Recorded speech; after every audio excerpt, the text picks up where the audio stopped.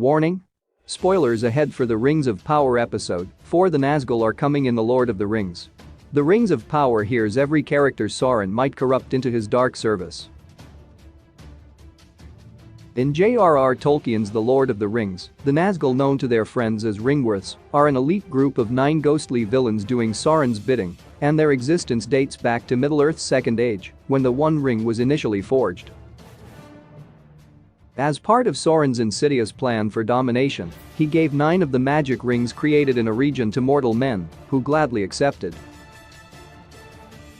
Over time, these gifts sapped away their owners' souls until they became Ringwraiths, walking between the mortal realm and shadow.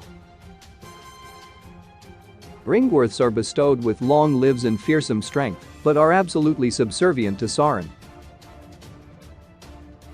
Tolkien never explains whom the Nazgul were before transforming.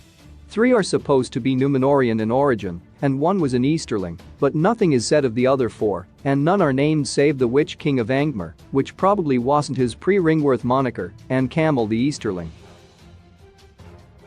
Amazon's The Rings of Power begins during the Second Age, shortly before the Rings of Power are forged. The Nazgul have not yet been created, but because the TV adaptation's timeline condenses Tolkien's lore, it's very likely that characters currently appearing in The Rings of Power Season 1 could be among Sauron's 9. As speculation mounts as to who may or may not be fated to dress in black for the next 3,000 years, there are actually more Ringwraith candidates in The Rings of Power than meets the eye. These are the most convincing speculative servants of Sauron. Halbrand, by far the most conspicuous Ringwraith candidate in The Rings of Power, is Charlie Vickers Halbrand. Discovered on the Sundering Seas by Galadriel before being whisked to Númenor, Halbrand is revealed as the rightful ruler of the Southlands, so he immediately satisfies the high-status entry requirement for Sauron's spooky club, although not all Nazgul were actually kings. Halbrand also harbors a darker side, as evidenced when letting his fellow raft riders die, beating up some Númenóreans who probably had it coming, and playing Galadriel off against Pharazôn. As a would-be king with very loose morals, Halbrand is already halfway to earning his Ringwraith credentials, but also significant is that the Southlands the area Hess supposedly in charge of are destined to become Mordor, and the town's ancestors swore a blood oath to Morgoth's service. Halbrand certainly seems desperate and arrogant enough to accept a ring of power from a charming stranger, and maybe Sauron will see his corruption as the Southland's oath faithfully kept. Anarion, brother of Isildur, remains a mystery in The Rings of Power. J.R.R. Tolkien's source material sees Anarion accompany his father and brother to Middle-earth after Númenor's downfall and help establish the kingdoms of Gondor and Arnor before dying during the last alliance of elves and men. In The Rings of Power, Anarion is mysteriously estranged from his family and apparently has a preoccupation with Western Númenor that upsets Elendil greatly. The Nazgul are created many centuries before Isildur and Anarion are even born according to Tolkien's original chronology, but because The Rings of Power is squeezing Middle-earth's timeline from a Subway sandwich into a pancake, Anarion immediately becomes a potential Ringwraith. Hess not as critical to the last alliance as Elendil and Isildur, so could feasibly die beforehand, and Sauron might corrupt Anarion by exploiting the ill feeling within his family. Tolkien writes that the 3 Númenórean Ringwraiths were all lords as Elendil's son. That's another box Anarion can tick on the Nazgul application form. Irion, created specifically for The Rings of Power, Hermione Granger Irion is Isildur and Anarion's sister and often finds herself playing peacekeeper between Elendil and his troublesome sons. Since Irion has no role in J.R.R. Tolkien's lore whatsoever, she's one of few characters who could find themselves removed from the Rings of Power's board at any time, making her a perfect future Ringwraith. Having Irion inherit a Ring of Power and transform into a corrupted Nazgul would also spice up the last alliance of elves and men by giving Elendil, Isildur, and Anarion, if he shows up, a more personal motivation to despise Sauron. Although Tolkien does specify that the trio of Númenórean Ringwraiths are all lords rather than lords and ladies, the Rings of Power is proudly making Middle-earth a more inclusive landscape. There's no reason that attitude shouldn't extend to Sauron's minions. Theo moving away from Númenórean shores, young Theo, played by Tyrone Muhaffadin, is already marking himself as a prime Ringwraith candidate. Although Peter Jackson suggests otherwise, the Nazgul were not all kings of men when they accepted Sauron's magical jewelry.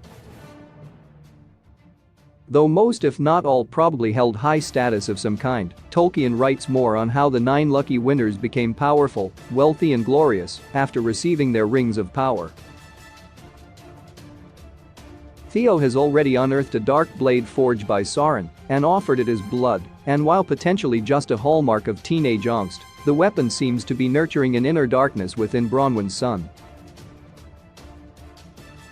As reward for reawakening Sauron's blade, Theo might receive a ring of power from his new master and fail to see the danger, just as he failed to see the danger in a black blood-drinking sword hilt hidden beneath a barn.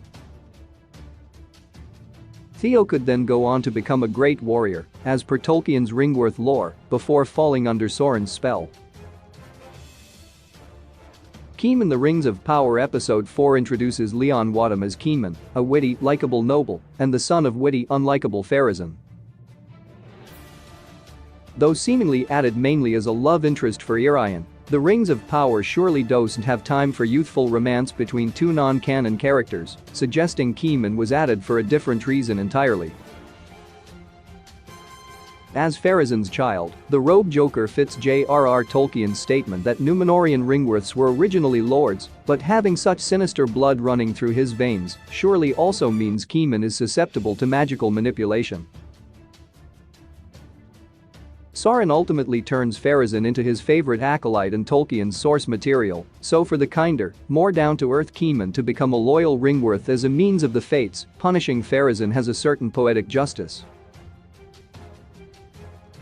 The Rings of Power has also teased Keeman feeling inferior to his popular and powerful father.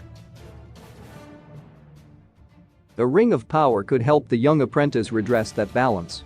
Bronwyn: All the above Ringwraith wannabes possess a weakness or flaw that could explain why they'd accept a ring of power from a mysterious stranger. Halbrand's troubled past, Irian and Anarian's family woes, Theo's growing rage, Keeman's daddy issues, etc.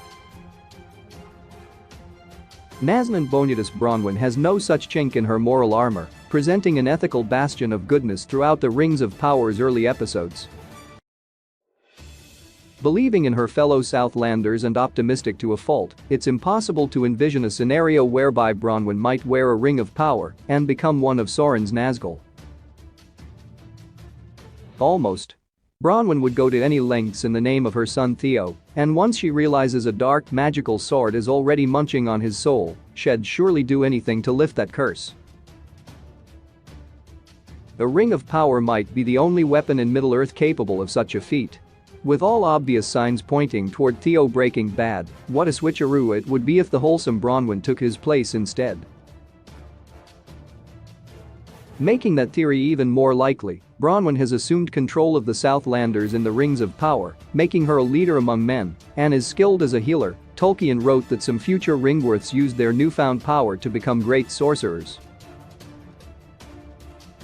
Join Amazon Prime, watch thousands of movies and TV shows anytime, start free trial now. The Lord of the Rings.